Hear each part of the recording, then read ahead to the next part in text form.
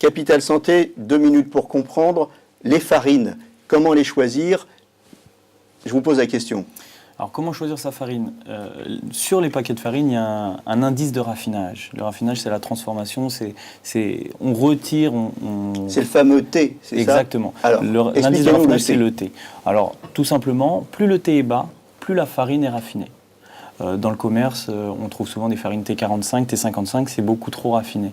On va plutôt conseiller une farine minimum à T80. L'idéal, c'est T150, c'est une farine intégrale.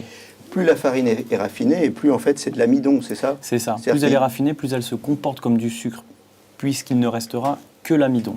Et l'amidon, on sait que c'est un enchaînement de molécules de glucose liées les unes entre elles. Et lorsque l'on les digère, elles se comportent comme du sucre, comme du glucose. On est en France, on aime le pain. Est-ce qu'on peut demander à son boulanger quel type de farine il utilise? Est-ce qu'il le sait lui-même? Alors, ce sont des sacs tout prêts. Cyril peut en parler mieux que moi. Souvent, en fait, ce qui se passe, c'est que dans les chaînes de boulanger que l'on connaît, de boulangerie que l'on connaît, ils reçoivent des sacs, et ça, on en a fait l'expérience, on est allé regarder, ils reçoivent des sacs de préparation dans lesquels la farine brute n'est plus le principal ingrédient.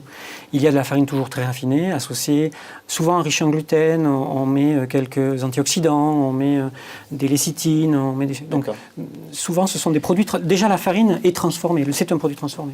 Mais les boulangers qui font du pain bio, eux, ils ont de la farine moins transformée, non transformée, comment ça se passe? Alors, il y a effectivement des normes particulières et ce sont des boulangers qui ne doivent mettre que de la farine, du levain, du sel éventuellement ou des céréales ou des choses comme ça. Ouais.